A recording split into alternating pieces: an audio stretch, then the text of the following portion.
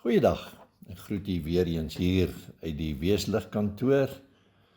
Ons het hierdie week al 'n bietjie reën weer gehad en ek sien op ander plekke is daar groot reën wat geval het. Die tema vir hierdie week is, die kerk het net een fundament en dit is Jesus Christus. Skrifgedeelte kom uit 1 Korintiërs 3 vers 9, wat hierdie woorde sê: want ons is medewerkers van God, die akker van God, die gebou van God is julle. Vers 10, volgens die genade van God wat aan julle gegee is, het ek soos 'n bekwame boumeester die fundament gelê en 'n ander bou daarop. Maar elkeen moet oppas hoe hy daarop bou. Vers 11, want niemand kan 'n ander fundament lê as wat daar gelê is, dit is Christus Jesus nie. En hier is ook my tema. Vers 12. En as iemand op die fundament bou met goud, silwer, kosbare stene, hout, hooi en stoppels. Vers 13. Elkeen se werk sal in die lig kom, want die dag sal dit aanwys, omdat dit deur vuur geopenbaar gemaak word. En die vuur sal elkeen se werk op die proef stel, hoe danig dit is. Kom ons oordink bietjie hierdie. Wat en wie is hierdie fondasie? As ons in ons lewe moet kyk, hoe is ons gebou? Waarmee het jy jou lewe gebou tot nou toe? In hierdie geval van die Korintiërs, Apollos of Paulus? Nee. In jou geval, jou leraar of jou voorgangers? Nee. Paulus dui dit duidelik vir ons, net Jesus en hy alleen. En dan vra hy die vraag, waarmee bou ons? Goud, silwer, kosbare stene. En ek wil onomwonde verklaar, Heilige Gees wat in ons woon, help ons elke dag as ons hom net toelaat. Kom ons kyk so 'n bietjie na geskiedenis van die Korintiërs. Die gemeente van Korintiërs, daar in die suide van Griekeland, het gebuk gegaan onder grootskaalse verdeeldheid. Omdat die heel eerste 4 hoofstuk wat Paulus hier van 1 Korintiërs skryf, in verdeeldheid gewy is. En dan kom hy hier by hoofstuk 3, en hy maak geen uitsondering nie. Paulus sê vir die broeders en susters daar in die Korinte dat hulle as gevolg van jaloesie en twis en tweedrag vleeslik is. En hierteen moet ons waak. Dis hulle nie geestelik nie, hulle is ongeestelik. Hulle volg die maniere van hierdie wêreld, maar nie die weg van God nie. Hulle lewe asof die teenwoordigheid van Heilige Gees in hulle lewens vir hulle geen waarde het nie. Die rede vir hierdie verdeeldheid in die gemeente is dat sommige gesê het, ek is van Paulus, terwyl ander weer gesê het, ek is van Apollos. Terloops, dit is nie die eerste keer dat Paulus hierdie klag teen die Korinte lê nie. Reeds in hoofstuk 1 vers 11 en vers 12 gee Paulus openlik te kenne dat die huisgenote van Chloe hom van hierdie probleem op die hoogte gebring het. Maar waarom het hierdie probleem presies gegaan? Wel, Paulus en Apollos was beide predikante en goeie predikante in hierdie gemeentes. Ons weet vanuit Handelinge 18 dat Paulus die eerste een was wat met die evangelie in hierdie stad kom arbei het. Hy het ten minste jaar en 6 maande daar gebly en die evangelie verkondig. Ja, 'n jaar en 'n half. Dit klink vir ons miskien kort, maar dit was lank vir 'n man soos Paulus wat normaalweg nie lank op 'n plek gebly het nie. Hierdie tyd het hom 'n goeie geleentheid gebied om 'n stewige basis te lê onder 'n nuwe geboue wat gebou word in die bekeerlinge. En anders die beeld te gebruik wat ons ook in gedeelte teekom om goeie saad te saai in die jong akker. Kort nadat Paulus uit Korinthe weg was, so leer Handelinge 19 vers 1, het Apollos daar aangekom en het hy 'n nuwe predikant van Korinthe geword. Nou uiteraard was daar verskille tussen hierdie twee manne. Ons weet dat Paulus 'n baie goeie onderwyser was, 'n teacher, 'n leraar, terwyl Apollos weer sterk na vore gekom het as 'n welsprekende en 'n kragtige prediker. Ons is almal medewerkers van God, sê Paulus. Soos Paulus dit vir ons weergee, ons is die akker, ons is die gebou van God. Hoe lyk jy as werker in die akker van God? Saai jy saad van hoop, van liefde, van vertroue? Elkeen van ons het ons eie gawes, ons eie talente. Ons werk op ons manier, soos Heilige Gees dit vir ons gee. En Paulus het geen moeite daarmee om te erken, wanneer hy wel moeite het, is dat die verskil in die bediening by die Korinthe gelei het tot partyvorming, groepsvorming. Daar was enerzijds waarskynlik van die eerste gelowiges wat maar net nie aan die styl van die nuwe predikant gewoon kon word nie, en wat sonder skaamte te kenne gegee het, dat hulle terugverlang na die vorige prediker, Paulus.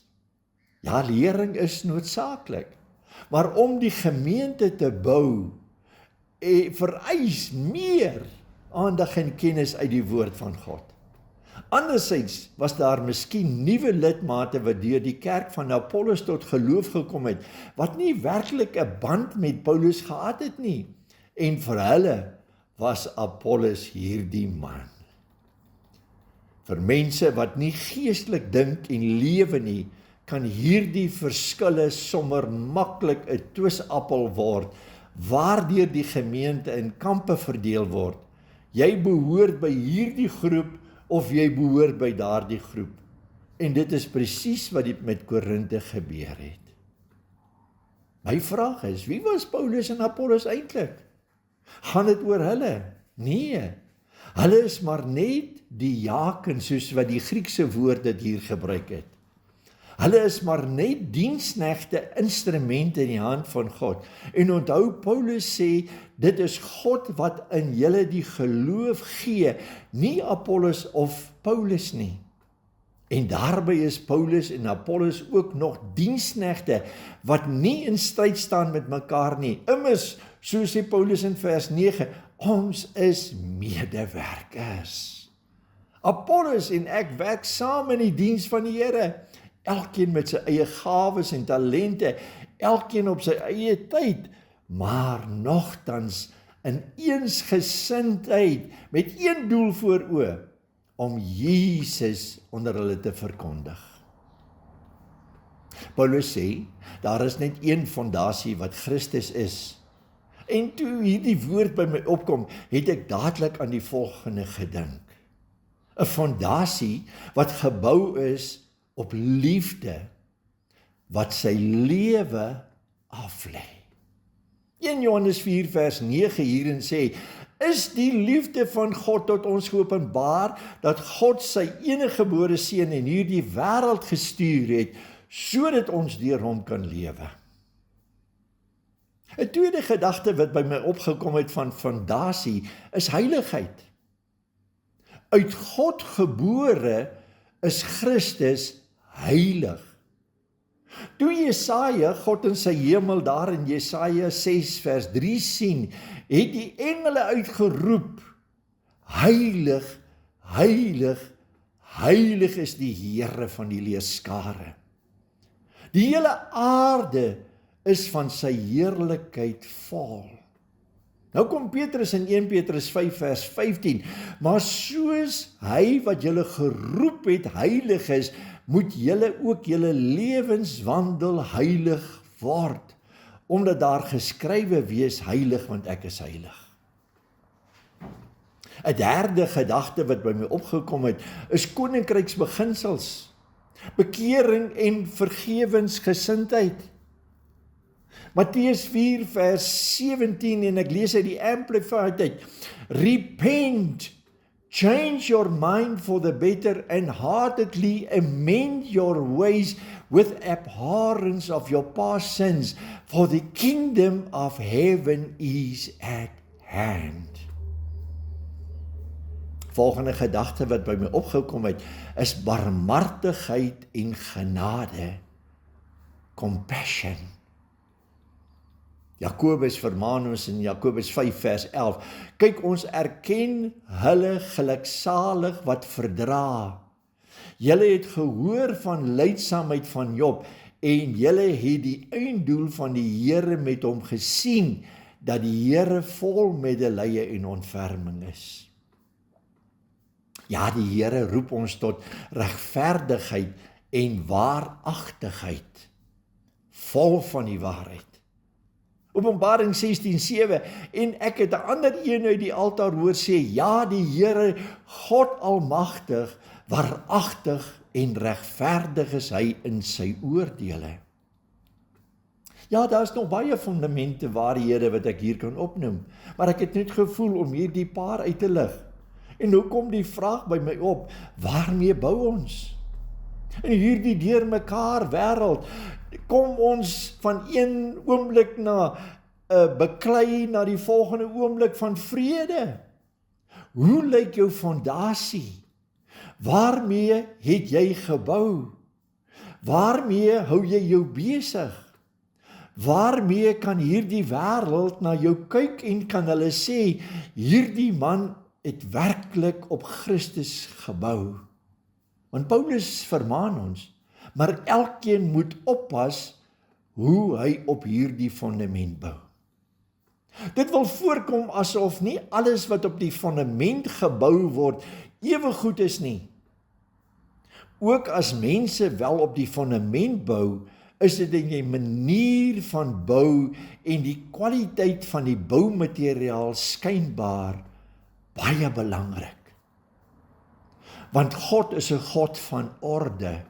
Ja, hoogste orde, en daarom behoort ons werke, wat ons insit, om sy koninkryk hier op aarde uit te brei, van hoogste kwaliteit te wees. Ja, kom ons kyk bietjie na hierdie wat Paulus gesê het. Vers 12 sê, daar is goud, silwer, kosbare stene, hooi, hout en stoppels. Goud in die Bybel is heiligheid. Silwer is geregtigheid. Kosbare stene is siele wat jy inbring na die koninkryk van God. Hooi, hout en stoppels. Kan ek net terugdink aan toe Jesus gesê het, as ons met hout bou, ons op die hoeke van die strate staan wanneer ons goeie ding gedoen het, jy het jou loon weg. Wanneer jy vas, die hooi. Wanneer jy in gebed voor die Here kom, is dit dalk stoppels voor sy aangesig. As jy daaroor roem, ja, dit is alles goed wat jou opbou om sterker in die Here te word, maar as jy daarin roem, het jy jou loon weg. Van goud na hooi en stoppels, wys dat daar 'n afname is, 'n neerdalende orde van belanglikheid is wat plaasgevind het. 1 Korintiërs 3 vers 13 sê, elkeen se werke sal in die lig kom, want die dag sal dit vir ons uitwys deur vuur heen.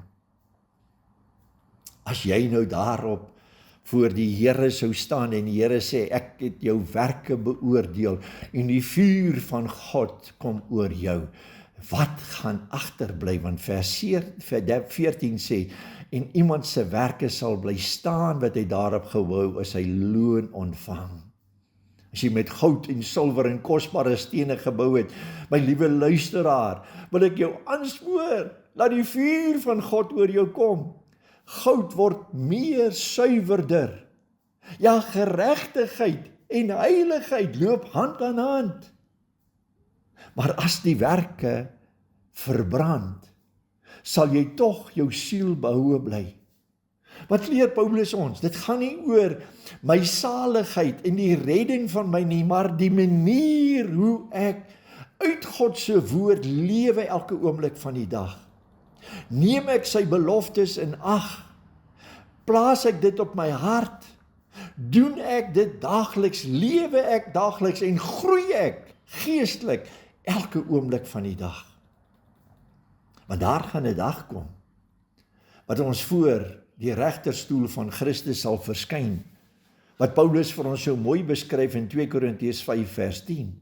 En ek lees uit die Amplified, for we must all appear and be revealed as we are before the judgment seat. En hierdie judgment seat is nie judgment soos die woord dit sê, om geoordeel te word nie, maar beoordeel te word by die bema of Christ, so that each one may receive his pay according to what he has done in the body, whether good dokimos or evil adokimos, considering what is his purpose and his motive have been, and what he has achieved, being busy with and giving his attention to accomplish it.